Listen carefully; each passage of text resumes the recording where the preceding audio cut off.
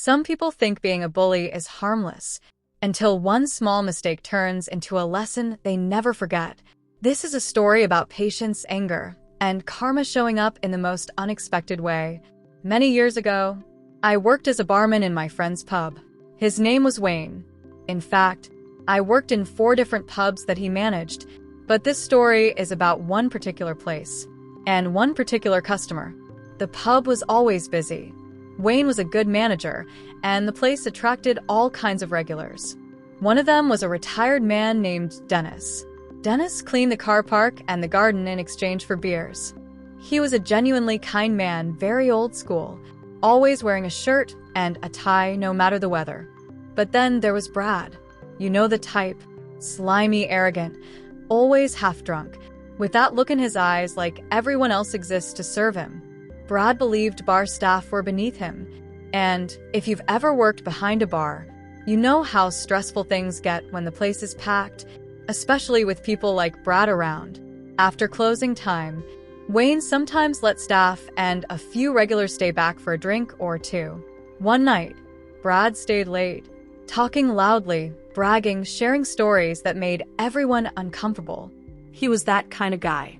Now, once the pub was locked, the only way out was through a back door, leading to the bins and the small parking area, where I always park my car. That night, I was the last one to leave. When I stepped outside, I found 8 or 9 empty boxes stacked on my car. On the roof, the bonnet, and the trunk, I sighed, moved the boxes back next to the bins. No damage done, just someone being a jerk. I forgot about it until the next weekend. Brad was at the bar, smirking, and casually asked me, "So, did you manage to get your car out the other night?" I asked why. He replied, "Well, you looked boxed into me." That's when I knew. I didn't argue. I didn't react. I just shook my head, turned away, and ignored him for the rest of the night. Weeks passed, maybe months. I don't remember exactly. After another late night, I walked out to my car and found it covered in carrot and potato peelings, straight from the kitchen trash. Someone had actually dug through the bin just to do this. I had to knock on the door, borrow a dustpan and brush, and clean it myself. Wayne's wife, Maria, came out, completely shocked that someone could be so petty. Later, she asked Brad about it. He just laughed. Still no proof. But I knew. Then came August bank holiday. Perfect weather for once. The pub was absolutely packed. People drinking outside, laughing, enjoying the sun. I worked from 2 p.m. to 11 p.m., non-stop. Then another hour cleaning glasses and ashtrays. Wayne and Maria had a dog, a Staffordshire Bull Terrier named Red. Red used to run around on the flat roof above the toilets, and trust me, that dog could produce more mess in a week than most people do in a year. That day, Maria had filled 2 carrier bags with Red's mess and left them near the rubbish to deal with later. At the end of the night, we were all sitting at the bar, exhausted, sweaty, trying to relax. Brad was still there, drunk, loud, and obnoxious. Once again, I was the last to leave. When I reached my car, I noticed my front tire was nearly flat. That was it. Boxes, fine. Peeling's annoying, but messing with my car after a brutal day of work, I snapped. Wayne heard me swearing and came outside. I looked at him, then at the 2 bags sitting by the bins. He said, "No, don't even think about it." I replied, "Enough is enough." Brad lived just up the road, in a building called the Castle. He worked as a contractor and drove a company van parked in the residence lot. I grabbed the bags and started walking. Wayne followed, trying to talk me out of it. The van was there. I opened the first bag and smeared its contents across the windshield, pushing what fell down into the air vents. The second bag went behind the door handles, across the back windows, and then I tossed the empty bag on top. We walked back in silence. Wayne eventually laughed. I didn't. The next day, Sunday, I filled my tire with air and went to the pub, ready to face Brad. He never showed up. Instead, Wayne pulled me aside and told me something that stopped me cold. "Dennis, the same retired man, also cleaned the parking lot at the castle. That morning, he found Brad's van covered in dog mess and cleaned the entire thing himself. Dennis even said, "I don't understand why anyone would do that. He's such a nice man." I felt sick. Dennis never knew, not until the day he passed away last year.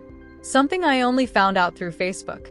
The only comfort I have is knowing Dennis couldn't possibly clean the mess out of the air vents, so I hope every time Brad turned on the fan, he was reminded.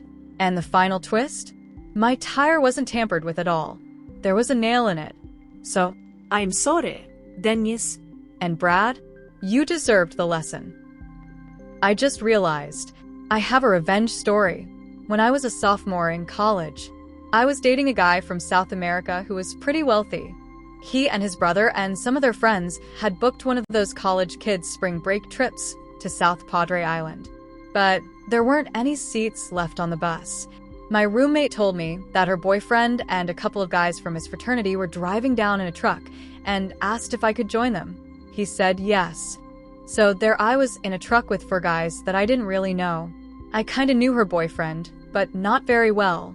I sat up front most of the drive and even helped drive a little. 3 of the 4 guys were pretty cool and friendly, but the guy who owned the truck was a jerk.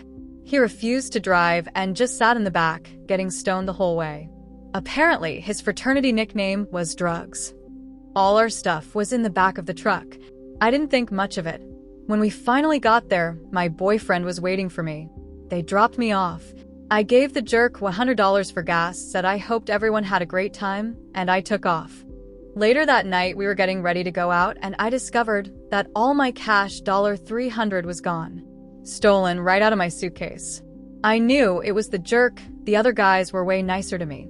I started crying, and my boyfriend said, don't worry, he would pay my share. But he and his brother and their friends were pissed. Almost a week later, we were at a bar, and I saw them pull up. I was shaking. My boyfriend said, don't worry, we'll leave. But he asked me which truck was theirs. I told him. He said he would be right back, and he and his brother went outside. I waited a few minutes trying to make sure they didn't see me. My boyfriend and his brother came back, he grabbed me, and we left. We had a blast. When the week ended a couple of days later, my boyfriend said he wasn't going back on the bus and booked us 2 tickets out of Brownsville to fly home. While we were waiting at the airport, my boyfriend said, Drugs was messed up. I asked, what do you mean? He said he and his brother put sand in the gas tank, and their truck was going to crap out shortly after they left. I had mixed feelings, but we had already left the island. No cell phones, this was the late 80s. About 2 days after I got back, my roommate asked if I had seen them. I said, I thought I saw them once, but I wasn't sure. She said their truck had broken down about an hour after they left. The engine completely crapped out, and they spent an extra 2 days waiting to get it fixed. They had to clear the fuel lines, replace some pump, and replace the engine. Drugs' dad was super pissed and insisted that he drive the truck home, and his truck privileges were revoked. Karma, thanks. About 15 years ago, I was working at a hydroponics store. We sold supplies for growing what people like to call tomatoes. And anyone familiar with that world knows exactly what that usually meant. Most customers were normal, quiet, just there to buy what they needed and leave. But there was one customer who stood out immediately. He came in multiple times, made large purchases, and every single visit, he managed to be a complete jerk. Rude comments, a sense of superiority, and the attitude that rules didn't apply to him. At first, I tolerated it because working retail teaches you quickly. Some people are just difficult. Then one day, he came in demanding a refund or exchange. I don't remember the exact product anymore, but I clearly remember checking the policy, and the answer was simple. It was not allowed. So, I politely declined. That's when he escalated the situation. Instead of accepting the answer, he contacted the store owner directly. And rather than supporting me, the owner gave in, approved the transaction, and actually scolded me for following the rules. From that moment on, the customer's behavior changed completely. The next time he walked in, his entitlement had grown. He spoke down to me, acted smug, and treated me like I was beneath him. Around that time, we had placed several special orders for this customer. For special orders, we were required to collect his full name, phone number, and address. As I entered his information into the system, something clicked. Based on what he was buying, this wasn't a small operation. He wasn't growing a few tomatoes. He was growing a lot. Enough to raise serious questions. Enough to make his attitude suddenly make sense. So I did something quietly. Without confrontation, without drama, I called the police tip line. I provided the information, his purchases, and left it there. Months went by, and honestly, I forgot about it. Until one day, I found out what happened. His place had been raided. They discovered a large number of illegal plants. He was arrested, charged, and later found guilty. And then came the unexpected part.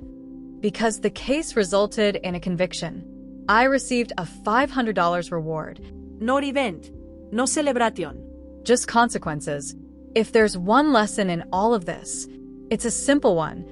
If you're doing something illegal, don't be arrogant, don't be rude, and don't treat people badly, especially those who have nothing to lose. If you enjoyed this story, like the video, subscribe to the channel. Reddit Reality USA.